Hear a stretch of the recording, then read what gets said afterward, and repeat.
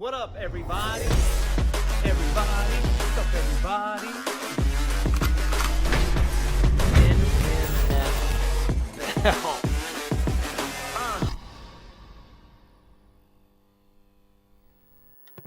What's up, everybody? Welcome back to the What's Up, Everybody podcast. Here with my co-host, Sweet T, in the house, aka Brother. Welcome, guys. Welcome to another episode. We got a good one to talk about today. Epic fights this past weekend, Sweet T. Huge fights. This podcast is going to be focused around the enormous fight card. It was huge. Second to last of the year. Yeah. And there was a lot to talk about, a lot to break down. Some in the welterweight division, lightweight division. It was just epic. So we're going to be chit-chatting about that. So if you haven't heard the results or anything like that and you want to go back and watch it, beware of the old spoilers because we're giving them. Spoiler alert. Shouldn't really be spoiled, but just giving y'all a heads up. If you don't have social media or anything like that, then, well, it's your fault. Yeah. Dang, dude. It's messed up. You don't have social media? Nope. Well, you got mine. Oh, yeah. I mean, I get to look at your stuff. Yeah. It's pretty cool. Thanks, dude. But, yeah, man, good stuff. Good quality fight. So, who's first up on the card, Sweet T? Did you get to watch the fights? So I was at an appearance this past weekend at Charleston Pub restaurant downtown Greenville, which is pretty cool. Got to meet some fans out there. Met some. Actually, we had some people drive some distance, like 3 hours, 4 hours, just to come out and meet me. I'm like, what? Yeah. So I made sure I spent a little time with them, hanging out. It was packed. This place was packed. Yeah. Had some of our teammates there support me as well, but. It was good, man. I love hanging out with the fans. Big card to watch with them as well. So that's what I was doing. Cool, man. Didn't get to hear any commentating though because it was so loud in there. That's rough. You're just going solely off of what you saw. Yeah, it was kind of like this. Hey man, how you doing, man? Watching the fights and talking to people. It was fun. It was fun. I always enjoy that. So, yeah, man, let's get right into it. Glad you had a good time. I think you have another one coming up, hopefully, depending on fight news. Yeah. Trying to make it out. If I do have a fight coming up, it would be in December in actual Charleston, though. So we'll see. Wait, the fight would be in Charleston? No, the appearance. Okay, I'm about to say, dang, bro, it's in Charleston. Everybody get there. So we're gonna highlight a few fights from the undercard. Kind of get your thoughts on them, and then we'll spend the majority of our time, obviously, on the prelims and main card. But the early prelims, this one, I don't know if you got to catch it. But the commentators were talking about you a lot and your style. They were equating Bruno Souza was making his UFC debut. At that point in time, I think he was on like a 7-fight win streak, maybe even a 10-fight win streak. But he came in on the underscene, kind of coming up. None of any other promotions that we know of. Nope, he's a Machida. Karate guy. He was like Keon. You couldn't hear it, but he was doing like karate yells in the. Cool, man. Like super traditional. I like it, man. I like it. So, he did all right, and I saw you tweeting a little bit about it. But he's a karate guy. He's like a traditional karate guy. Yeah. And they were talking Shout out about to all my karatekas out there, guys. Yeah. They were talking about how he had some very similar movements to you, but Joe Rogan was talking about how you use that front leg really well because he was eating some leg kicks, stuff like that. So what would you say if you're a karate guy trying to transition into MMA? Now, of course, you spent a lot of time kickboxing. Mm-hmm. It's not like you went from like traditional karate tournaments to MMA. Right. You had 57, kickboxing fights. So you had that full contact experience. But what would you say is probably the hardest thing to learn when you're a karate guy coming over to MMA? Yeah, there was a lot of modifying that I had to do, but I had some. I mean, obviously he had some good guys to train with. Coming from Leoto's gym, but for me it was being aware of the takedown. Obviously, having to lower my stance a little bit, be a little more tricky. Then I was a little more linear. I was straightforward and straight back. So my angles I had to kind of fixed a little bit, right? So if I was blitzing the guy, in kickboxing, I would run the guy straight to the ropes. But here, the guy takes 2 steps and lowers his weight, lowers his body or his level. I'm going to run into a double leg, which I learned real quick not to do. So, move forward and then angle off right off the bat. Move forward, angle off. And I know karate guys have really wide stances and leg kick. We're prone to leg kicks because of our wide stance. But you got to kind of know what side to put forward. You can negate a lot of that just by switching sides. That's one thing that I noticed, and you probably picked up on it too, is that he didn't switch sides a whole lot. Yeah, he didn't. He wasn't a big stance switcher, which growing up in karate, that's like mandatory. You start learning left and right side right off the bat here at our gym. Did that surprise you a little bit, or? It did. Usually when I see karate guys, I expect them to switch just because that's kind of like our thing. Being kind of good at both. Well-rounded. Yeah, rounded. When it comes to switching sides. But, I didn't see a whole lot of switching sides there. And when it comes to taking punishment to that front leg, you're going to have to switch sides, I know when I fight guys, and if my front leg starts getting eaten up, I will switch sides because most people don't switch. So they only throw that big power leg. You know what I mean? So I will switch sides to where that kick is coming straight into my shin. Yeah. And I don't mind checking a shin. I do not mind checking it. So, and usually after checking 1 or 2 kicks, they'll stop throwing it. Unless you're Justin Gaethje. He's just tough. He's just an animal. We'll get there in a second. But I love the fact to see another guy, the movement that he has. And like you said, he's on a 7-fight winning streak up until this point. He lost, but him being a martial artist, I think he's going to learn from that. Mm-hmm. And hey, man, if you're ever in the area, bro, come on by and get some training in. That'd be cool. Would love to help another karate guy out for sure. Mm-hmm. So I like the fact because I had a lot of people texting me like, hey, man, UFC's talking about you, about this guy. But what I also was kind of like, all right, why isn't he doing this? Was lead leg stuff. Yeah. Normally, and I don't know if that's just an American thing. Mm-hmm. But we do a lot of lead leg, front kick, side kick, round kicks being tricky, and that may have to do with American point fighting. Probably. Real traditional karate guys. They're they're more Lyoto Machida, front kick and roundhouse kick, round kick, and that's basically it.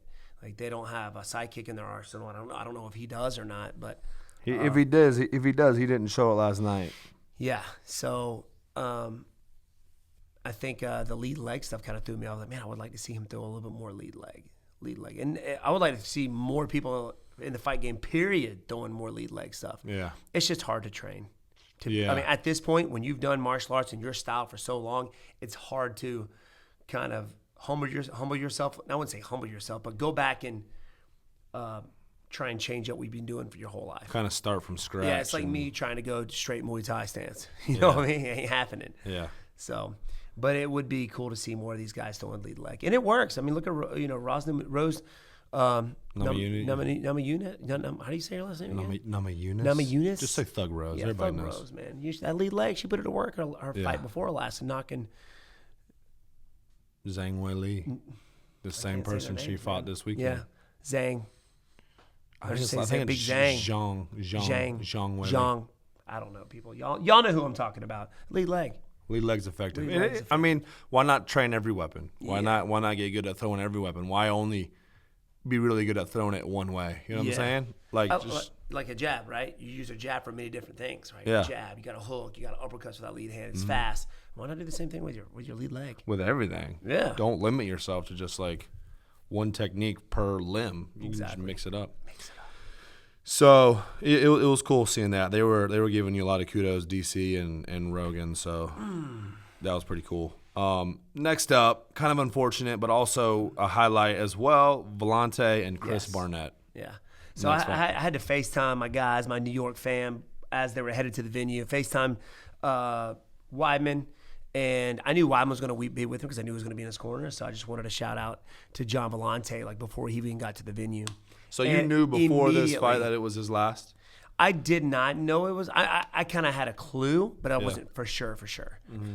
But I did want to wish him good luck because it's crazy. As I was FaceTiming Chris and they were on the bus on the way to the venue, it brought back old feelings, like those nervousness, nerves going. You're right outside Madison Square Garden, you got all the lights and stuff. You fought 3 times at MSG. Man, I was so nervous. I was nervous just FaceTiming him because I knew what he was going through. Yeah. He was chill. He was cool. Cool, calm, collected, but it didn't go our way. But, he's my fam, dude. He's awesome. Yeah. He's talking about he's going to come down and pay us a visit. So Hopefully. Yeah. Love that guy. I remember the first day I met him, you brought me up for Machida whenever Chris was getting ready to fight Machida. The first time I met the dude, it was like he was like my brother. Nicest guy, hugging me. What's up, man? I was like, because at that point in time, we were kind of like interested in Colleen, Chris's sister, and I was like, is everybody going to be mean mugging me up here? He was like, what's up, man? Oh, no, dude, like, yeah. Just loving me, man. The whole crew up there. Yeah. Sarah, Longo, all those guys. So Dude, all those guys are just love quality that guy. people. Quality people.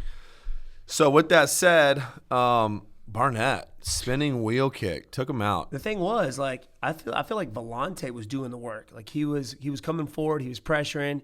Was he really had sticking better the jab hands, out right? there. Yeah. Landing more. It was kind of a slow at first, but that spin kick came out of nowhere. Mm-hmm. I mean, well, I wouldn't say it came out of nowhere because he did throw a few spin kicks before that, and I think that's what did it, like you said. Which we're talking about on a Technique Tuesday coming out this Wednesday, breaking that whole little thing down. So Right. I think it's your thing. It was your job. you'll see. You'll see, guys. Check it out. But yeah, he was throwing some spin stuff here and there. I think that led into him actually landing it because Villante didn't know if it was going to be a spin back kick, it was going to be a tornado kick. So as he spun, those hands just kind of went down. Yeah, Villante's the taller guy, and as a heavyweight, you're not expecting dudes to get out there and throw spinning stuff. Yeah. So you don't train for it. Yeah. You're not going to be like, all right, this guy's a spinning, throwy stuff guy. Well, I mean, I guess if you watch some tape, but at the end of the day, Villante's like, I'm taller than this dude. Ain't no way he's kicking me in the head. Yeah. And, it just kind of catches you off guard. You can sit there and watch film, but if you're not having somebody constantly throwing those spin kicks at you on the rec, thank goodness we come from a karate school where guys are just spinning like crazy, just doing awkward stuff. You won't be used to it. You haven't really fought. Clements was like the main traditional karate guy who tried any spinny stuff on you. Well, you had. I mean, everybody tries to throw spinning stuff on you, but it's like they always completely worse. whiff. They just whiff it. Oh yeah, Pettis. Till. Remember he threw one. It was like just. Yeah. Remember I threw one. He threw one. And it just whiffed like a foot in front of my. Till freaking did Masvidal throw one too, and it kind of whiffed. I know. Vicente threw one. Vicente did. I think. Right at the very end of the fight. Mm-hmm. No, not. I mean, there was a few guys, but you see that stuff coming. Not saying I'm not. I couldn't get knocked out by one. I mean, you gotta get knocked out by anything, but I just used to see it coming. And once you see that body language, it's like I see it before they even throw it because I see the body language, and I'm just like, whoop, just whiffs. Because if you don't train it a whole lot, there's a lot of things that can go, that can telegraph that technique coming. So Yeah. If you're used to seeing it. But anyways, beautiful spinning wheel kick. Took Villante out. Wasn't the best, the result that we wanted for Villante's final fight at MSG in New York. But I love you, Villante. But we're going to have to get you up here. I'm going to have to go over some diet plans with you, man. I know you got a kid, and the old dad bod hits you real hard, sir. Hard. Hits you hard. One of the hardest dad bod hits I've ever seen. Like when I was like, that's not Villante. The commentators for the first 3.5 minutes of the fight were just talking about how big he was. They were like, not too long ago, he was shredded, and he was just a big, powerful dude. And he had the old dad bod. He looked like the Grinch. You remember the Grinch in the beginning had that big belly? Yeah. Like the Grinch belly. Love you, Villante. It's good. It's good stuff. And then the next fight, welterweight division, Ian Gary. Yeah. The next Conor McGregor. It's cool. So he says. Yeah, so he says. And what I saw on social media was there was a picture of him and Conor McGregor taking a picture with each other. I guess he's been Conor McGregor's he's only 23. Idol. Yeah, he's super young. So, yeah, that picture could have been 5 years old, and he would have only have been, you know what I'm saying? Yeah. Like a kid. So he's looked up to Conor, and now he's fighting in the UFC. He also posted something up of, how Conor has that fade back left hand, and it showed him fighting Jeremy Stevens and hitting him with a left hand, and then fade back. Stevens. I mean, not Jeremy Stevens. Eddie Alvarez. Eddie Alvarez, yeah. Same person. Yeah. Eddie Alvarez fade back, boom, and that's what he drops his opponent with that fade back. Now he struggled at first. He did. Ian struggled at first. He just looked, and he said in the post-fight interview that the nerves got to him. I mean, his debut was at MSG. You don't debut at MSG. I mean, that's like the legendary of the legendary fight there. Plus, like he's got all this hype. He was the -400 favorite. People were expecting huge things out of this kid.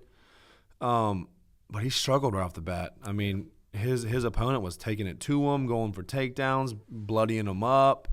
But he stayed calm. Yep. Stayed composed, and he ended up hitting that beautiful counter. And that's like the secret sauce. If you can stay composed, if you can stay, and you just heard it say it, calm out there. You can get through that adversity pretty well. When people panic. When people try too hard. But to see guys like him, especially as green as him, be able to take that punishment, stay calm, and then finish the guy was just cool. So still expecting big things. He's only 23, like you said.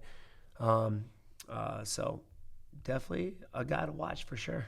Got to watch. 170 division. Yep, he's 6'3". Daggone, he's a 6'3", 170. What? So he was the main event of the early prelims. Yeah. So kudos to him. Next fight was Edmund Shabazian. So he was the golden boy. He was the next thing. He was supposed to be the next, just world class middleweight, and he's dropped 3 in a row. Yeah, dude. So he's got a little bit of a rough patch there, man. He got TKO in the second round. That's tough, right? Shabazian, man. It is. You coming out there doing work, and then you got just 3 losses back to back.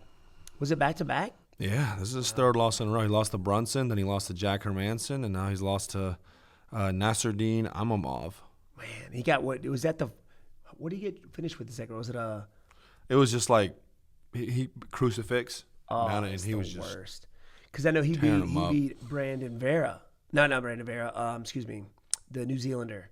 Lead leg round kicked him, right? Yeah. Dude, I was just on the looking same card. at I was literally just on the same card as him. Brad Tavares. Brad Tavares. Yeah. Just lead legged him, kicked him, bow, and he was supposed to be big because wasn't he managed by Ronda Rousey? Yeah, he's coached still? by. Is he still? Yeah, I'm pretty sure he's coached by Ronda Rousey's coach. I know for a while there he was wanting to fight Chris Weidman, or Chris Weidman was wanting to fight him, or something like that, but it never ended up. Didn't. No, Chris was wanting to fight him, but I don't think they took that fight. That's why he ended up fighting Uriah Hall. But yeah, man, 3 losses in a row, that stinks. It's tough to come back from. He's kind of in that same boat Dominic Reyes is. Like, you're so dominant, and you have everybody telling you how dominant you're going to be, and you're the future.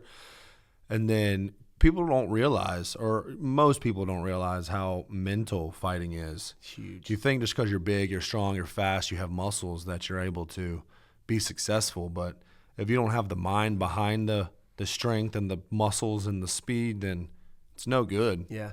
Or to have the ability with such success to go back home, humble, and even start the next camp with an empty cup. You know what I mean? You get these guys that are, I'm not saying they're doing this, but I've seen it happen. Guys are just on a crazy win streak, knocking dudes out, and they just get high on themselves, man. Yeah. And they don't train like they're supposed to. I've seen amateurs do that too. Go working everybody on the regional scene. They haven't even made it to the UFC yet, and they just think they're the baddest things. Next thing you know, they're not coming into training. They're not trying. And you're to better doing that themselves. on the freaking. You're just creating bad habits at that point. Yeah, but you see guys. And I'm not saying that's him, but that's a big thing. Like that's people do that, happens. man. You can't after every fight, even if I win, we're still trying to figure out what I did wrong out there. Yeah, absolutely. You can win. I don't know. After every win, Dad's like, "You got hit too many times, boy." Yeah. When I fought Whitaker, you were in a fight too many times. And I know he was trying to punch you, and he's a world-class fighter, but he hit you way too many times. Like, dang it, Dad, let me just enjoy the victory, please. Yeah, please, dude. Please. It's funny because he still gets on me. But, yeah, you gotta come back as if it's your very first fight. Train as hard as you can, man. And that's something that's hard to do. It's hard to keep it up. You got these young, hungry fighters who are trying to take what you have, and you've been at the top so long, you kind of forget that hunger a little bit. You gotta try to keep that flowing. Which is why I respect Usman so much. He's been so dominant, but still every fight he's training his Usman, off. GSP, just like anybody who Anderson, like you gotta the people who guys. have had any sort of, and they've made it. They're there. They're at the top. Yep. What's next for them? I'm just gonna keep holding on to this belt. Yeah. But every time they're just working. That's why it's away, such struggling. a huge sentiment for anybody to be able to defend that belt more than twice. Yeah, for real. Because every fight you fight is against the next best person guy. in the world. Just knowing that crazy. there is no easy fight for you from then on. Nope.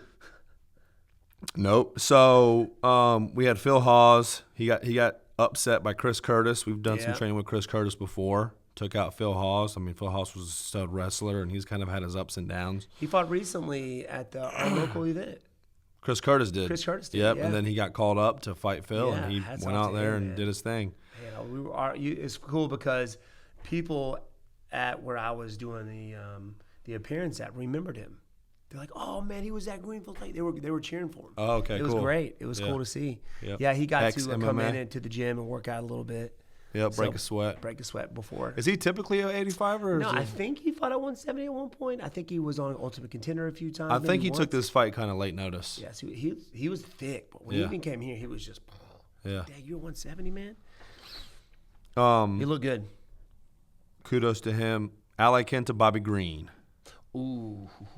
Man, another rough one. Yeah, It was return of Raging Al, and we were hoping to see that Raging Al, but he's been out for I think Joe Rogan said around 2 years. 2 years, and Bobby Green is on a streak, man. Controversial lost his last fight. Yeah, Against the Russian, right? Or I think, but he's looked good. Like he hasn't had a finish. I think it was like in years. Bobby Green. Bobby Green. Wow. Yeah, like his last finish was against James Krause like 8 years ago to the day, or 4 years ago, or something crazy. I like the way he moves. He has some karate tendencies. Fiziev. Yep, he Fiziev, lost yeah. to Fiziev. That was a great fight, by the way. I think we watched that live here, or maybe no. I was actually on the UFC Twitch watching that. Yeah. But Bobby Green's been doing good, man. Ali Kenta, he finished in the first round. He was reaching a lot with that front hand. He was reaching a lot. I don't know what man. he was, what the whole idea with that was. You could almost just tell he was just kind of trying to just grab a hold of him. Yeah. He wasn't really shooting for anything. Now, I know he's been dealing with injuries. Yeah. Al, I think he's got some serious knee stuff. But maybe that was kind of hindering his shots and things like that. But it's a Knees shame are rough, dude. You gotta take care of your knees, man. I've had 6 knee surgeries and they're terrible. Chris has had 13 knee surgeries? Something crazy, dude. Yeah. Something nuts. Take care of your knees, people. It's hard. God. It's easier said than done if you're an athlete. I know. It's like the first thing that goes. You figure they would have like a bionic. I mean, you can get a new knee, but it's not the same. Yeah, no, it's not. It's like God made your knee to the prime. I mean, there's nothing. I mean, what's better than that? Yeah. You got like all the technology today, and it's still not the same. You can't bend your leg as far. You know what I mean? You can't. If you're a person who is active, after 5 years it wears out. Yeah. You have to go in and get a new knee. Yep. It's crazy. I know. So shame he didn't get the W, but Bobby Green looked good, got the finish, first round. And he was humble on the mic, you know what I'm saying? Respectful, which is not typical of Bobby Green. Typically, he's mouthy. And Well, at his weigh-in, you see his theatrics. I don't know if you saw his face paint. I think was that him? Yeah. Yeah, he looked crazy. Yeah. I was like, dang, that's pretty cool. Yeah. Put some thought into his weigh-in. Mm-hmm. His mock weigh-in and probably at MSG. Those are always fun. I love those. I mean, I got video of me, I think, just walking out in front of the crowd and just going crazy. That's like memories for sure. I got to get a USB card where I can put all my photos and videos on there just from memories and stuff so I can go back and look at it after. Absolutely. I'm 60 and retired. Yeah, At 60, you retire retired at 60. Oh, you heard it here first, folks. Wonderboy's retiring at age 60. Yes, so yes, sir. got at least 22 more years out of you fighting. Well, you got, Glover Teixeira inspiring me out here. Mm-hmm. Looking 42 or solid. 43. He's a freak athlete. I don't know. I wouldn't say a freak athlete. Freak of He's nature. just freak of nature. That works. Freak of nature. Freak of nature. Yeah, that works. He's doing the thing out there, dude. Speaking of Glover Teixeira, main training partner, man made of mahogany himself, as Joe Rogan would say, pure mahogany. Alex Pereira or Pereira, however you want to say it, made his long-awaited, not really long-awaited. I mean, he was just a killer kickboxer, glory champ. I think Joe said he's a only 2-time champion to like hold 2 belts simultaneously in Glory Kickboxing. And the last person to knock out Izzy Adesanya. And as everybody kept saying all of the time, every other word, the last person to knock out Israel Adesanya. That was like the go-to. Yeah. People were like, I wonder if Israel's sick of hearing this already. Well, he probably is. But anyways, so he came out. He's this world-class kickboxer. They signed him probably off the premise that he's just, stud kickboxer and the last guy to beat Izzy, just to kind of shake things up there. Yeah. And first round was slow. Michailidis kept him against the cage, got a lot of boos. Boring. Boring. Well, you go to boo when you expect a high-level striker to go out there and not get, controlled up against the cage. It can be a frustrating game when you're like, man, I want to see this highlight reel KO. But then the other guy's like, no, I don't want to see a highlight reel KO. I'm just going to do what I need to do to win and get to the next one. And sometimes it can turn into a boring fight, as we know. But the first round was just that. Him holding him against the cage. He got taken down for a little bit. And it wasn't a whole lot of action. But then round 2 came out. Man.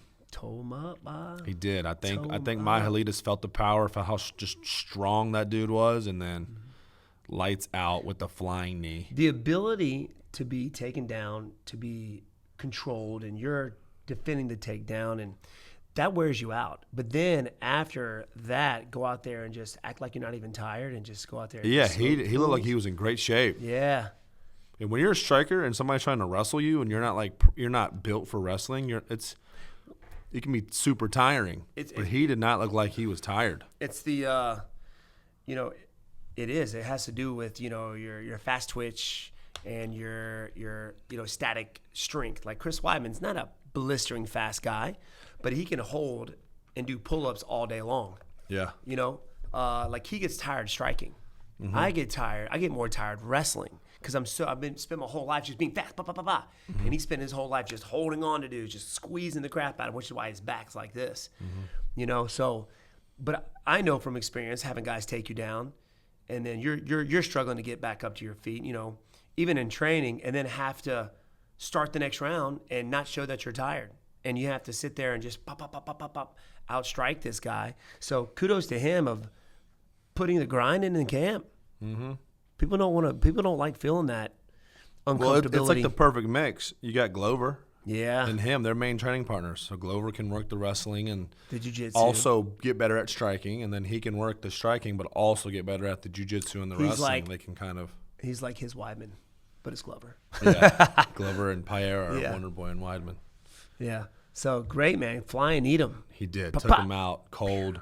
Could have stopped the fight, but the referee was kind of like, well, that dude's down there on the ground twitching a little bit, so I guess he's okay to fight. And God. He let him get another strike. Didn't that happen recently too? Somebody just got beat up. Oh, yeah, that was in Abu Dhabi. Abu Dhabi. Yeah. And nixed that referee ASAP. But, yeah, man, we'll see. He's got a death row of killers to get through before he gets to Izzy. Yeah. So, unless Izzy's just like, you know what, I want to avenge my loss, I want you next. You know what I'm saying? Which would be nuts. Not happening. I don't think he would do that. I think he fights Kevin Gastelum next. Yeah. He's like the last guy to actually push Izzy to 5 rounds. Except for Blachowicz. Oh, that's right. Forgot about Blachowicz. Well, I mean, he didn't take a ton of in punishment, the 85 division. Yeah, he didn't. All right, so jumping into the main card. First fight on the main card. My goodness. Justin Gaethje, Michael Chandler, fight of the year. Fight of the night, 100% fight of the year. Dude. What a flippin' fight. I think it was Gaethje or was it Chandler that said we were in the wrong time. It was Gaethje. It was Gaethje. We should be in the Coliseum fighting to the death. I mean, he says that now. Yeah. He says that now. Yeah. It's easy to say now when you're not fighting to the death, actually. Right. I mean, they're both gladiators for sure. Gladiators, man. They fought till like they were willing to die out there. They put themselves out there. And that's 2 losses for Chandler, man. Mm-hmm. Coming up to another organization. I knew he was champion at Bellator. Coming up and, got to hang out with him, do some training with him, a few years back with Chris Weidman. I think he was helping La Quinta get ready for something. Mm-hmm. You always say his name wrong. Every time you say Al's name. La Quinta? La Quinta La Quinta Hotel. You'll be saying it wrong every time. That was my short version, just La Quinta. Yeah. La Quinta. La Quinta. Dude, you know I'm terrible at names. Just Yeah, let me you do my are. thing. Y'all know who I'm talking Names and fight picks. about. But, man, I mean, both the guys got rocked. They picked each other up and slammed them. Hands down, just letting each other punch each other in the face. The uppercut from Gaethje changed it. Just boom, down he went. Almost, I thought he was going to finish him, but he dove in on the legs and just survived. Yes. Crazy. So it made for a great fight, an amazing fight, Yes. exquisite fight in terms of just the amount of punishment that was done. But would you have liked to have seen Chandler do something different? Or, you know what I mean? Like, he went out there and he fought Gaethje's fight. And he was saying in the lead up of the fight, I'm going to go out there and I'm going to basically out Gaethje. Gaethje, I'm a warrior. We're going to throw each other. How can you can Gaethje talk when that. that's Gaethje style, right? Yeah, but do you think maybe – I think maybe that they had a different game plan going in, but under the lights and the magnitude of the situation, then you just have that pride as another fighter. You're just like, nah, man. Yeah. We're just going to beat Game the crap plan out out of the each other. window. Yeah. We're going head to head. Crumble the game plan up. Get out of He here. literally walked forward to Gaethje and just took like 3 shots and with hands down. And he was winging. They both were winging for the fences in the Tired. first round. They Like, gave you it can tell. But then Chandler started picking it up in the end. Like, he got a second win, but still, man, it was Epic. epic. I mean, we could sit here and talk about the whole fight, like step by step. Step by step. Ooh, baby. Who sings that? Type it in the comments down below. Yeah, I mean, I forgot where I was going. Yeah. We were talking about the fight, step by step. Step by step. Oh, yeah. So, I mean, definitely worth watching. We can sit here and go over everything. Pure entertainment. Oh, my gosh. Pure entertainment. Fans wish every fight was like that. Yeah. Every fight. Awesome. Yep. Yeah, fight of the night, man. Fight of the year. Possibly. Definitely. It was. I mean, what other fight? I don't know. I can't think of one off the top of my head right now that was like just super. That's There was a lot of good fights this year, but And it has to do with the venue and how big the card was. yeah, dude. That was And it kicked off the pay-per-view. It was a fantastic, entertaining fight for sure. Do you think Chandler could have been more successful had he had stuck to a game plan? Like, do you think that there was something that he could have done to nullify Gaethje? Or do you think Gaethje's the better fighter and he would have won that fight 9 times out of 10? You see what I'm saying? Like, Yeah. you don't have to say that, but I mean, do you think like, okay, he could have done this a little bit better, or he could have been a little more shredded for the fight. a little, A little more shredded. He could have done a few more backflips in training. Yeah. With a med ball. Yeah, 100%. No, I think that Gaethje's wrestling is really good too. Like, Yeah. pretty much both of these guys are good at this. They're virtually identical. It's almost like Usman Covington at lightweight. Yeah, I'm going to have a very hard time taking this guy down. So I'm going to have to stand here and bang with this guy. Yeah, He might have had a game plan to go take him down, but you're gonna wear yourself out with somebody that with that's wrestling skill level. I'm just going to get tired. So it was kind of like a neutral thing. I mean, he did end up taking him down, picking him up and slamming him, but that was after 2 rounds of just straight war. Both guys were tired and he just got in on the legs. But no, man, I think it was like you said, like the Usman and Colby Covington neutralized the wrestling and let's just duke it out. Mm-hmm. I think Gaethje thrives a little bit better in those exhausted states. Even though he's exhausted, number one, he does a better job at like kind of hiding it, and number 2, he still throw as hard as he can. Like, he's really good at just digging deep and just. He doesn't start fighting until he almost gets knocked out. Yeah. That wakes I gotta him go up. here, almost get knocked out, and then I'll start fighting. Yeah. Like he I feel like every fight's that way. He's about to get knocked out. He's gonna be finished, but he comes back and wins. Nuts. Yeah. It was pure entertainment. Not sure what that's gonna be like in the long run. Pure entertainment. I know. So he's gonna fight the winner of Oliveira and Poirier. Got to. Poirier already knocked him out. Poirier's technical. Poirier can stay calm and work his boxing, and which is what he did in the first fight. He ended up putting it on Gaethje. Do you think he has a better shot? Gaethje has a better shot against Oliveira or Poirier? I don't know because Oliveira knocked out Chandler. Well, he submitted him, but he rocked him. I think he TKO'd him. He TKO'd him, yeah. Yeah. TKO'd him. So he's gonna have to get past his reach, and if he does decide to go for the wrestling, I mean, you got Oliveira's jiu-jitsu is just really, really good. So and he was both guys submitted are by super Khabib. I mean, it was dangerous, Khabib, but any one of those guys, I think, could beat Gaethje, and Gaethje could beat them. It's just once you're up at that top tier, it's hard to pick somebody. It's hard because they're both just different. Yeah, they're in the top 3, 4, 5 best fighters in the world. Right. So it's like a fraction of a difference between them. And 1 little millimeter off or on, and that's the end of the night. That's it. It's crazy. So not co-main event. Next fight we had Shane Burgos and Billy Quarantillo. Again, if Gaethje and Michael Chandler hadn't just had that fight, this would have been fight of the night, in my opinion. Quarantillo, even though he was exhausted, he did not stop moving forward. He was getting punished. His leg was getting tore up. He had drop foot at one point in time, and his foot was folding.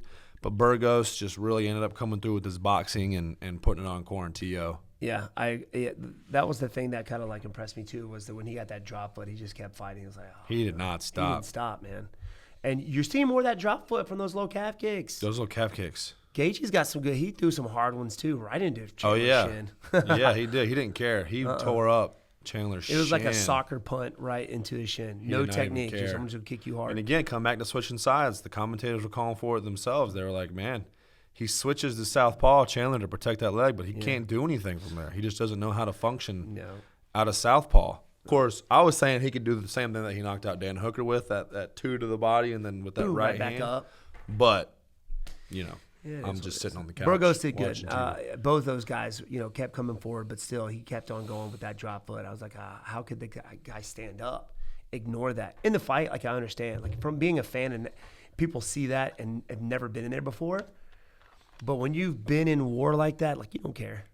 You don't care. I didn't care that I was cut. I didn't care I had 2 broken hands. I was going to hit you with them anyway. Yeah. You're thinking I'm just going to hurt later. Yeah. But when I win, it's going to be a good hurt. Yeah. So you'll be able to hurt in peace. Yeah. Hurt in victory. And that was a great fight. Good fight. Kudos to Burgos back on the win column after that crazy loss by Barboza, that shadow knockout, realm knockout. And he got beat by Cater too, right? I think Burgos? Cater possibly. I think they fought a while ago. It was a really good fight. Yeah. I don't remember who ended up coming out on top of that one, but it was good.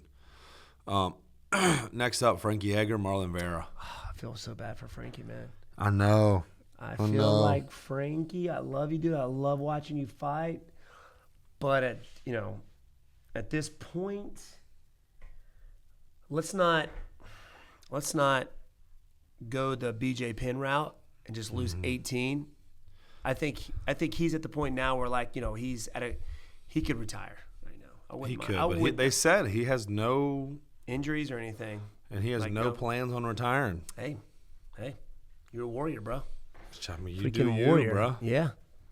Go out there and do it. What was it? That front kick that hit him in the chin. Did you see that? He turned him old. Yeah, turned him you like see that? 80 years old. Yeah, turned him old. I mean, it was a perfectly placed front kick right to the under the chin piece, and he wasn't looking bad. I mean, he won the first round clearly. Took Vera down, kept him down there. Second round, Vera started kind of coming back a little bit. I mean, Vera just looked so much bigger than Frankie.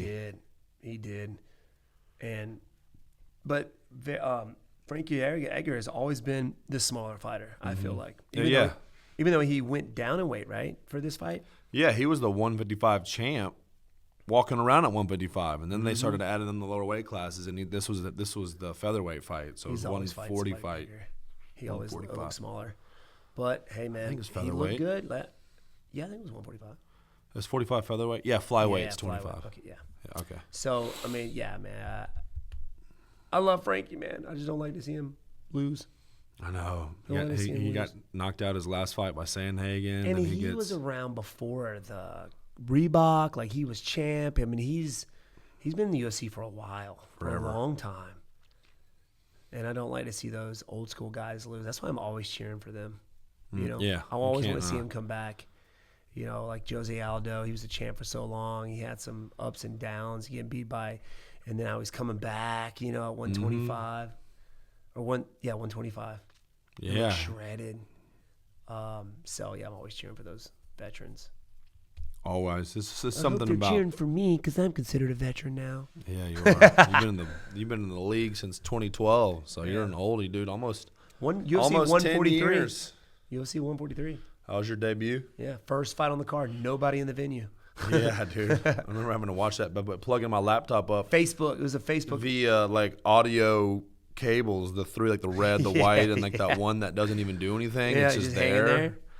Into a plasma deep screen TV. It was like this, like a flat screen. It was like this thing. Yeah, it was like the new age, but it was 16 inches deep. Seeing you get that KO, it actually glitched. Yeah, and then when it turned back on, the dude was just knocked out. We went nuts. It was awesome. So, anyways, yeah, man, that was rough to watch. I was really pulling for Frankie on that one. Me too. Co-main event: Rose Namajunas, Zhang Li. Now that was close. It was a split decision, right? Yep. I don't know how the judges. How they one judge, a couple of the judging first off was all over the place last night, but one judge had given four rounds to Rose. I mean, at the most, Rose won 3 rounds. Yeah. Like she did not win 4 rounds straight. You know what I'm saying? Like, yeah. But it was a split decision. She was clean, man. She's long, crisp. She looked good. Rose looked good. I'm impressed with her. And be able to go 5 rounds, too. So you're just seeing Rose just dominating right now, man. I know she got some working with Valentina Shevchenko. Yeah. So I think that helped her a lot too. You know, that gave her confidence stepping out there.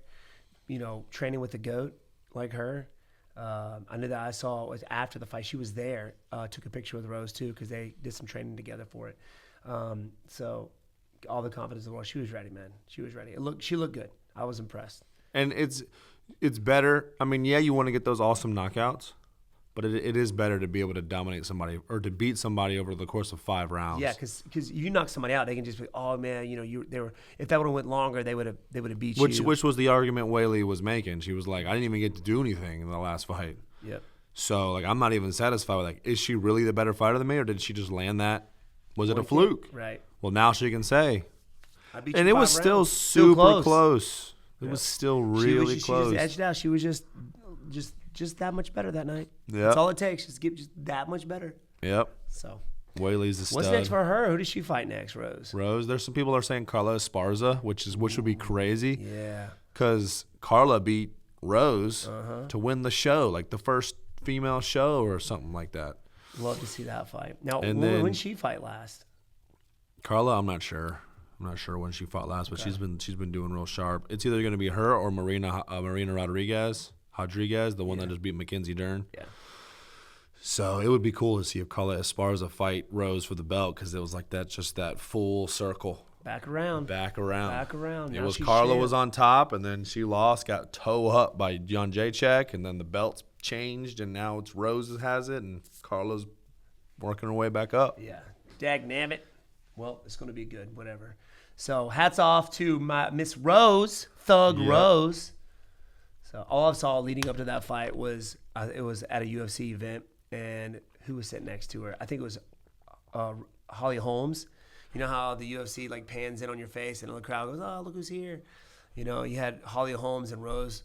Holly Holmes is like, and Rose is like this, just staring at the camera, no facial expressions, just staring. Just I'm thug. Like, what? Just thug, dude. Just thugging it. I couldn't help but laugh. I'm like, Rose, what are you doing? Like, give me a smirk or something. Just nope. I saw that everywhere, that meme. Everywhere. Yeah. So here we go. Final fight of the night. Usman Covington 2, the rematch. I expected, Usman to dominate. I mean, he did. He looked really good. I thought he was going to go out there and knock him out, but he didn't. But he still won. Mm-hmm. He did. He won. Colby Covington, I mean, he looked smashed up. I mean, he, eye black, lips busted. And Usman looked like he just went out there for sparring. Like, in the back, he didn't look like he was busted up at all. Yeah. No bumps, no bruises. But were you impressed with Colby, though? I was kind of impressed with. I was impressed with Colby. I mean, it's been over a year since he's fought, right? His last. It's been a minute. It's been a long time, but I was impressed. And it was funny because everybody was texting, bro. You would mess these dudes up. You mess these dudes up, and I'm like texting back everybody. If it was standing. If it was a kickboxing. If it fight. was kickboxing, yes. Yep. They ain't going to fight me like that. Yeah. They're going to be shooting in. They're going to be going for the legs. Yeah. Yeah. Colleen, she was like, oh, Steven would do really good again. I was like, babe, they're wrestlers. Yeah. And they ain't going to do this with Steven. Yeah. You know what I'm saying? No. But I was impressed with Colby. You know, I think, and this is my opinion, I was in the same boat as you. I thought Usman was going to – he just looked like he's been a world beater. Yeah. You know, beating Gilbert, beating Masvidal twice. And I know Masvidal was kind of like it was more of like a celebrity matchup, but he's still a really dangerous striker, and Usman slept him. And then the last film we had on Colby was really just the Tyron fight. He was dominating, but it pretty much quit because of his rib. So it wasn't like it wasn't like an utter impressive domination where it was just like, man, you know, he was winning the fight clearly, hands down. He was taking him down, holding him down, but it wasn't that exciting. Yeah. But Usman's been looking exciting though. I mean, he knocked out Burns, knocked him out with a jab, using his stand up a lot, and then slept Masvidal. Yeah. So I was like, man, Usman's been looking really good. It's hard to bet against him again. If the first fight was so close, and Usman hadn't changed camps yet, and he wasn't known for like knocking his striking. He's what, on an 18-fight winning streak or something like that? Something like that. Crazy, dude. I think it was 19 actually. So I was like, man, the odds are really in favor of Usman for this fight. But Colby came out there and he looked kind of slow the first 2 rounds. I wonder if it was because he had the year off, maybe a little bit of ring rust. He didn't start out super fast. You know, he was a little bit more hesitant, cautious. But then after that second round, he really started picking it up. Rocked Usman. Yeah, he did. It was a almost hook got a or something. Was it a hook? Yeah, it was like an uppercut grazing. You see him. And, I mean, if that round would have gone any longer, Colby could have finished the fight. Yeah. But he ended up getting Usman down like a quick second, which has like never been done before. But, you know, like you say, when you're at the top of the game, like it's inches. It comes down to just who's better that night, and Usman edged out 3 rounds. One judge gave Usman 4 rounds. I don't necessarily believe that, but I think he definitely won 3 rounds. Yeah. It was good. It was a good fight. Glad to see, you know, everybody got their entertainment last night for sure. Yeah. I mean, it felt like that card went on forever. The card did go on forever. Everybody fought. I mean, there were some knockouts, but it was like, oh, leave this thing. Is it over yet? Like, it's like 2 a.m. This fight's still going. Yep. But yeah, Usman, man, he's a freaking beast. I know Colby's already trying to get another fight. Dude, love him or hate him, you know, he says what he says. And some of his stuff is funny, man. Like, he's getting better. He's getting better at his talk. Yeah. He's got some clever names. Yeah. He's got some clever names. I think mine's Wonder Man. That was it. Yeah, yours hasn't been great for you yet. No. But he's got some funny names, man. But he's tough. He's game as they come, and he's definitely going to be at the top of the division for a while. For a while.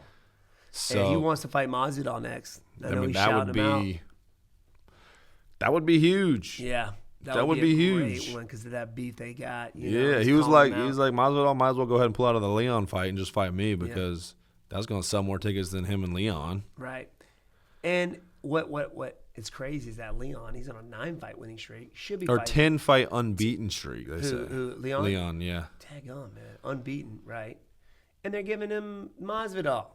Mm-hmm. Like Masvidal's ranked below me. It's like, okay, if Masvidal goes out there and wins, he gets another shot at the title. Like what? Yeah, no, there's no way Masvidal's fighting for the title a third time. Yeah.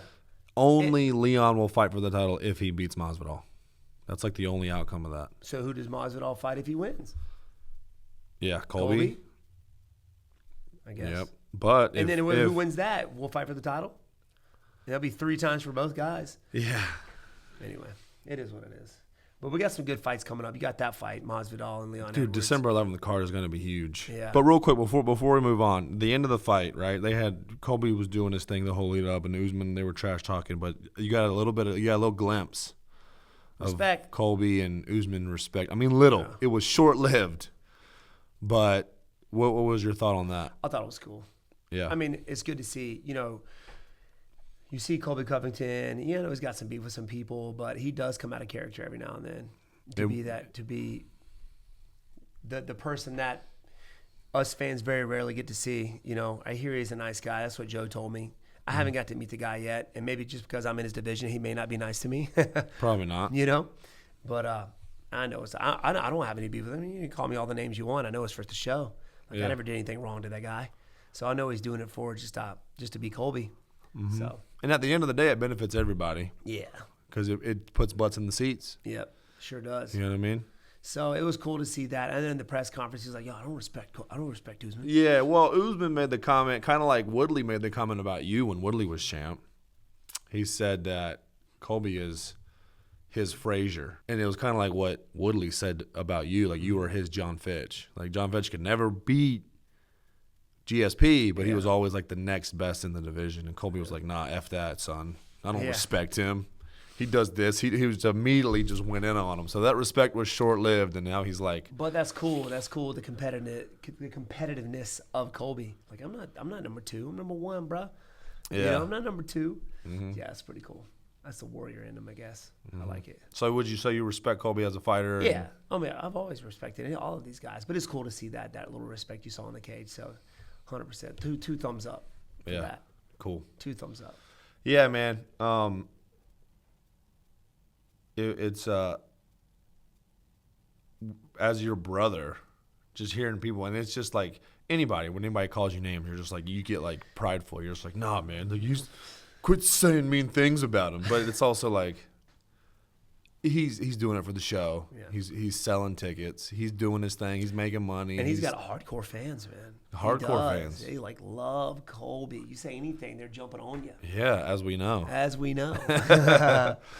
We had, obviously we had Colby losing, and then the Colby fans was jumping in the comments. That's cool though, because cool. you have the same type of fans. Yeah. When Leon went at you, everybody was like, "No, man, Avengers Endgame." They opened the portals on them, and they were just going nuts on Leon. That's cool.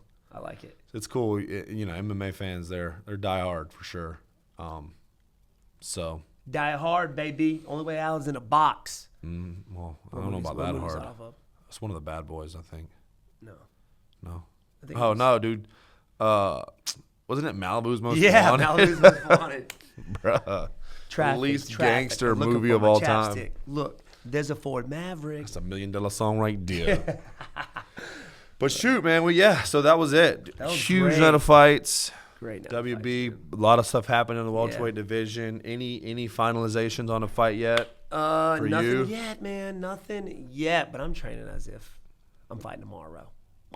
You know what I mean? But you're still hoping to fight in December I'm hoping. Now, if I don't get a contract in the next week or two, I mean, we'll have to be like it's coming up pretty quick. You got 6 weeks or something like that. Yeah.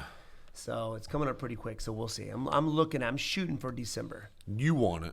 You've agreed to it. I want to. You just got to get a contract, all that stuff. Right. That's the plan.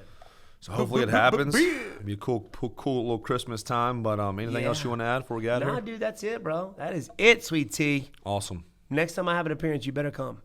There's a lot of fans there for you, but you were not to be seen. Well, they gotta cash up. They want Sweet Tea. They gotta throw in little extra bills. You know what I mean?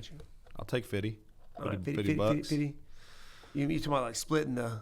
No, I mean $50. Oh, okay, just $50. Yeah, okay, for an appearance. I'll give you $50. Just come. All right, sounds good. But there you have it, guys. Back at you. Hope you guys are thoroughly enjoying your Monday. Yes. If you haven't done so already, please hit that subscribe button so that you do not miss an upload.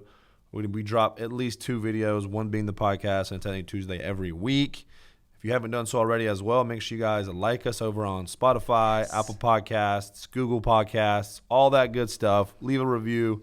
We love you. We appreciate you guys. Just like Wonderboy and Sweet Tea, I know it's Monday. Put a smile on your face, guys. Crush this week. Kick its behind. Throw a few leg kicks, uppercuts.